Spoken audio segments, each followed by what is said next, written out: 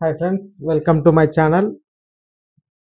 ఈరోజు big boss season 8 love అఫైర్ల గురించి అయితే తెలుసుకుందామండి. ఏమంటే నిన్నటి ఎపిసోడ్లో మనకి ఇంట్రెస్టింగ్ టాపిక్ అయితే తెలిసింది, లవ్ స్టోరీస్ గురించి.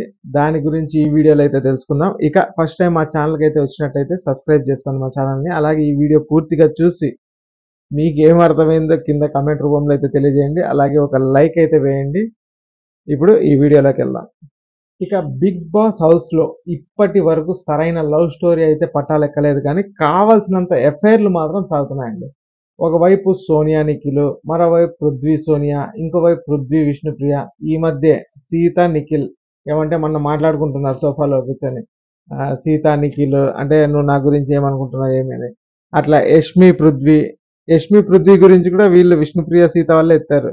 ఏమి నువ్వు యష్మిని ఏమైనా లైన్ వేస్తున్నావా అన్నట్టు. అబ్బో, ఇలా చెప్పుకుంటూ పోతే రోజుకు ఎఫ్ఐఆర్ అయితే తలుక్కుమంటుంది. అయితే సోనియా తనకి బయట ఒక లవర్ ఉన్నాడంటే ఇప్పటికే ఒక క్లారిటీ అయితే ఇచ్చిన సంగతి మనకైతే తెలుసు.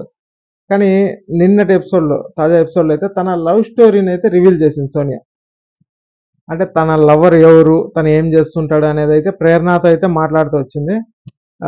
తన లవ్ స్టోరీ గురించి అంటే నేను ఎప్పుడు ప్రపోజ్ చేయలేదు, కానీ 2.5 ఏళ్ళుగా మేమైతే కలిసి వర్క్ చేస్తున్నాం. నేను స్టార్ట్ చేసిన ఎన్జిఓకి వెబ్ డిజైనింగ్ అయితే ఆయనే చేశారు. అలానే దానికి కూడా ఆయన యుఎస్ నుంచి ఒక స్పాన్సర్, అంటే డబ్బులు కూడా ఆయనే పెడుతున్నాడు అని సోనియా అయితే చెప్పింది. ఎవరితో? మన ప్రేరణతో. ఇందులో కాంప్లికేషన్ ఏముంది, పెళ్లి చేసుకోవచ్చు కదా అంటూ ప్రేరణ సలహా అయితే ఇచ్చింది. దీనికి ఆయన వేరొకరితో రిలేషన్ ఆల్రెడీ ఉందంట, కానీ ఇప్పుడైతే కాదు ఆ రిలేషన్.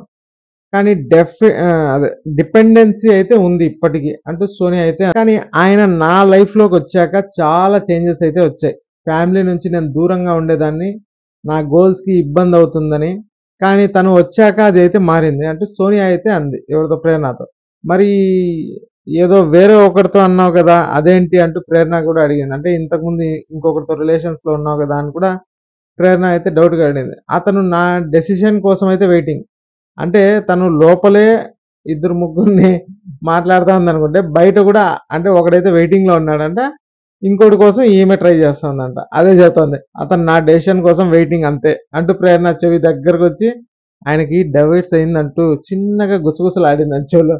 దీనికి వెరీ నైస్, క్యూట్, నువ్వు అర్థం చేసుకుంది నాకు నచ్చింది అంటూ ప్రేరణ చెప్పింది. దీనికి ఏం అర్థమైందో నాకైతే అర్థం కాల. ఇంకా వీళ్ళిద్దరు డిస్కషన్ ఇట్లుంటే మనకి ఇంకొక టాపిక్ అయితే కొద్దిగా చూడాల్సిన టాపిక్ ఏమంటే, ఎంతసేపు పృథ్వీ సోనియా వెనకాల తిరుగుతా అన్నాడు. ఎంత నిఖిల్తో క్లోజ్గా ఉన్నా కూడా పృథ్వీ కూడా ట్రై చేసేవాడు. మనకి ఎపిసోడ్స్ చూస్తే అర్థమవుతుంది. ఎప్పుడు సోనియా వెంట తిరిగే పృథ్వీ తాజాగా కొంచెం అయితే దూరంగా ఉన్నాడు. ఏమైంది ఏంటి అని సోనియా అడిగినా సరే చెప్పట్లేదు.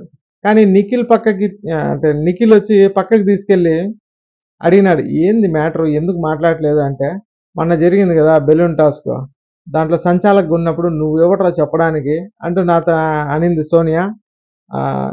కాబట్టే అది సోనియా అనింది కాబట్టి ఊరుకున్నా, కానీ తనతో బాండ్ పెట్టుకోవడం వల్ల నేను కాస్త సైలెంట్గా ఉన్నాను, కానీ ఎక్కడ నాకు ఎఫెక్ట్ అవుతుంది అనిపిస్తుంది అంటూ నిఖిల్తో అన్నాడు పృథ్వీ. దీనికి నువ్వు వద్దనుకుంటున్నావా అంటూ నిఖిల్ అడిగాడు. ఆ తర్వాత ఉదయం ఈ విషయంపై సోనియా కొంచెం డల్ అయ్యేసరికి నిఖిల్ అయితే దగ్గరికి తీసుకుని ఓదార్చాడు. అది మామూలే కదండి, ఓదార్పు మనం చూస్తూనే ఉన్నాము. ఇక చూడ్డానికి బర్రెలా ఉన్నాడు, కానీ వాడు చిన్న పిల్లోడే. అంటే పృథ్వీని ఉద్దేశించి బర్రెలా ఉన్నాడు, కానీ వాడు చిన్న పిల్లోడే అంటూ నిఖిల్ అయితే చెప్తున్నాడు సోనియాకి. మొత్తానికి బర్రె అన్నాడు. ఇక ఈ సీన్ చూసి విష్ణుప్రియ నైనికాల్ దగ్గర సీత కరెక్ట్ పాయింట్ అయితే చెప్పింది. చీఫ్ అన్నప్పుడు నీకంటూ ఒక అభిప్రాయం ఉండాలి కదా, స్ట్రాంగ్గా నిలబడాలి కదా. ఫస్ట్ 2 days ఎలా ఉండేవాడు నిఖిల్, ఆ ఫ్రెండ్షిప్ తర్వాత పడిపోయాడు. అంటే ఫస్ట్ తన డెసిషన్ తనే తీసేసుకునేవాడు. ఎప్పుడైతే ఈ సోనియాతో మాట్లాడడం, ఫ్రెండ్షిప్ చేయడం ఇదైనప్పటి నుంచి ఎక్కువసేపు ఆమె మాట వింటున్నాడని వీళ్ళిద్దరి ఉద్దేశం అయితే అనిపిస్తుంది మనకి. మొత్తానికి ఇలా హౌస్లో స్ట్రాంగ్గా ఉన్న వాళ్ళందరినీ బాగానే కంట్రోల్లో పెట్టింది సోనియా. ఏమంటే ఒక పక్క నిఖిల్ని, ఇంకో పక్క పృథ్వీని, ఇంకో పక్క అభయ్ని కూడా. యాక్చువల్గా అభయ్తో కూడా తన ఫ్రెండ్షిప్ అయితే కంటిన్యూ చేస్తా అనింది సోనియా. ఇప్పుడు వారు వేరే క్లాన్స్ అయ్యే కొద్ది గొడవ అయితే జరిగింది అభయ్తో. కానీ ఇప్పుడు పృథ్వీని కూడా ఎవడరా నువ్వు నాకు చెప్పడానికి అనే కొద్దికి పృథ్వీ కూడా కాస్త దూరం అయినట్టు. ఇంకా ఉండేది నిఖిల్ ఒకడే. మరి చూడాలి వీళ్ళిద్దరన్నా కంటిన్యూ అవుతారా, లే మధ్యలో ఏమన్నా వీళ్ళు విడిపోయే అవకాశం ఉందా. కానీ మొత్తానికి సోనియా మనకి దీనిలో నామినేషన్స్లో వచ్చిందంటే కొద్దిగా డేంజరే తనకి. ఏమంటే మ్యాక్సిమం అందరూ అయితే కోపంగా ఉన్నట్టున్నారు తన పైన. ఎక్కువ నామినేషన్స్ ఈసారి సోనియాకి పడే అవకాశం ఉంది. ఇంతకుముందు మనకి లాస్ట్ వీక్ నామినేషన్స్లో ఎట్లయితే యష్మికి చాలా ఓట్లు అయితే పడ్డాయో నామినేషన్స్లో, ఆ విధంగా ఈసారి సోనియా నామినేషన్స్లో అంటే మాత్రం ఎక్కువ ఓట్లు సోనియాకి పడే అవకాశం అయితే ఉంది. ఇక ఈ వీడియో నచ్చినట్లయితే ఒక లైక్ అయితే వేసుకోండి. అలాగే మా ఛానల్ని ఫస్ట్ టైం వచ్చింటే మాత్రం సబ్స్క్రైబ్ చేసుకోండి. అలాగే పక్కనున్న బెల్ ఐకాన్ అయితే నొక్కండి. మీకు మేము పెట్టే ప్రతి వీడియో మీకు నోటిఫికేషన్ ద్వారా అయితే వస్తుంది. ఇక ఒక లైక్ అయితే వేసుకోండి. Thanks for watching.